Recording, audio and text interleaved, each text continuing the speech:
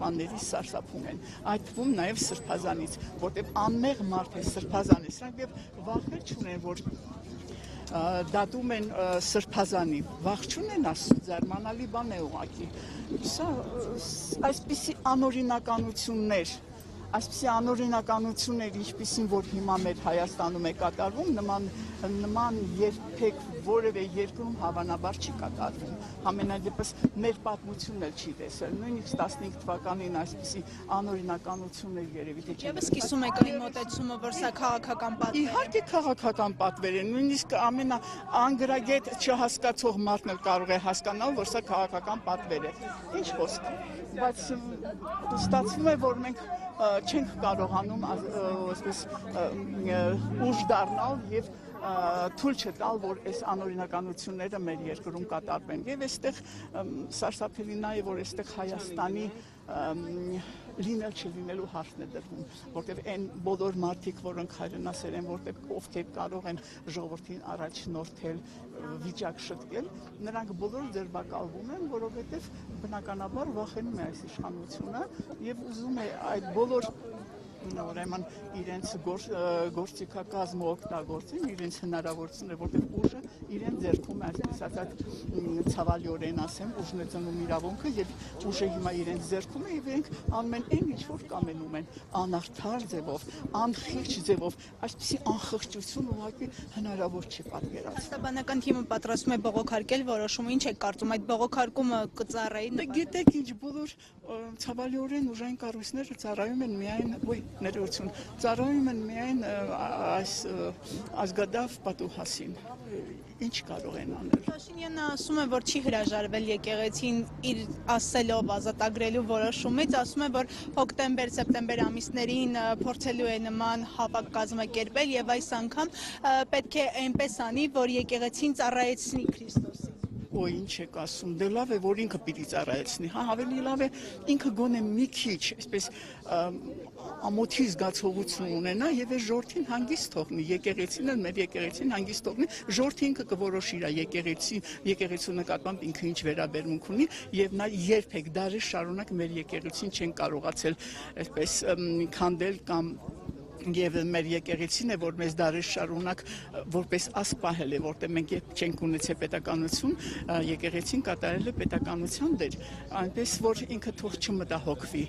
մեր ժողովուրդը իր եկեղեցին պաշտում է, սիրում է եւ հենարանն է մեր եկեղեցու, ինչպես նաեւ եկեղեցին ժողովրդի հենարանն է, այնպես որ ինքը ավելնորդ բաներ է խոսում, պետք չի այդ ավելորդությունները, ինչ որ մենք լսում ենք, արդեն հոգնել ենք այդ խաբեբայություններից, իրավ հոգնել ենք, այսքան խաբել մի ամբողջ ժողովրդի անհնարին բան է ուղղակի, բայց տեսեք, որ հնարավոր է դարձել, անցած օրը վազող տողով ուրեմն այսպիսի միտք էր գնում, այսինքն խփեականներն էին երևի գրել, ոչ թե երևի, այլ իրենք են գրել, որ այնինչ որ իրենց է հաջողվում, ոչ մեկին չի հաջողվում, դե իհարկե, այնինչ որ հաջողվեց Արցախը տալ, ոչ մի ուրիշ ուժի, ոչ մի ուրիշ կուսակցության այս 30 տարիների ընթացքում չէր հաջողվել, այնինչ որ իրենց հաջողվեց գնալ Պրագայում ասել, որ Արցախը Ադրբեջանն է, այդպիսի որևէ մեկին չէր հաջողվել, այնինչ որ եռաբլուրը դարձրեցին, եռապատկեցին, որևէ մեկին չէր հաջողվել, եւ այն ինչ որ հիմա մեր Հայաստանում կատարվում է, իրոք ոչ մեկին չի հաջողվել, սա մի ուրիշ մի երևույթ է, որը իսկապես իրեն գլուխը այսպես գովում է, որ իրենից այն կողմ ուժեղ չկա եւ ինքը ժողովրդին հիմա էլ նորից խափում է, որ ինքն է փրկիչը, թե չգիտեմ ով է։ Ասում է խաղաղության օրակարգ ենք բերել, խաղաղության փաստաթուղթ ենք նախաստորագրել եւ այդքանով ամեն բան ասել։ Այ ջանս, միթե կարելի այդքան միամիտ լինել եւ հանկարծ հավատալ նրա ասածներին, 7 տարի է խափում է, ոնց կարելի է հավատալ նրա ասածներին։ Ես զարմանում եմ, որ ժողովուրդը դեր լրիվ գլխի չի ընկել, որ սա խաբեություն է, բարիսլային իմաստով խաբեություն է, ինչ խաղաղություն, ինչի մասն է խոսքը, այդ Ամերիկան է գալին մեզ փրկելու։ Ես գիտեք ինչի վրա եմ զարմանում, օրինակ Ալիևը ինչպես իրեն անվանեց, ինչպես էր հարբեցող խեղկատակ եւ ինքը այդ բոլորից հետո ինքը բոլորովին չի անհարմար զգում, չգիտես մարդկային ինքնասիրություն իրեն համար գոյություն չունի, որ այդպես մեծ հրճվանքով Ալիևի հետ ուրեմն չտեսնված հարաբերություններ եւ այդպես հրճվում է, ժպտում է, ուրախանում է, ապշեցնող բան է, այսպիսի երևույթ մենք հայ ժողովուրդը չի տեսել, չգիտենք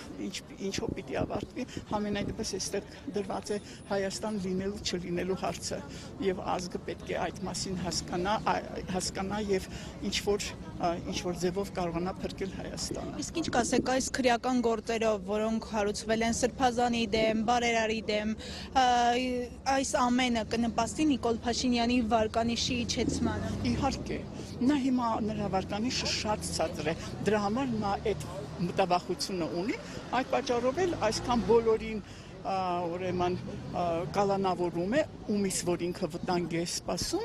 կալանավորում է, որ նրանց զերծ պահի 26 թվականի ընտրություններից։ Սա է ամբողջ պատմությունը, ինչ արած, ինչ պիտի անենք, պիտի դիմակայենք, պիտի մի փրկություն գտնենք, որ Հայաստան ի վերջո նրա վերջին նշանակետը Հայաստանը լրիվ ոչնչացնելն է։ Մենք էլ պետք է փորձենք Հայաստանը փրկենք։ Շնորհակալություն, խնդրեմ։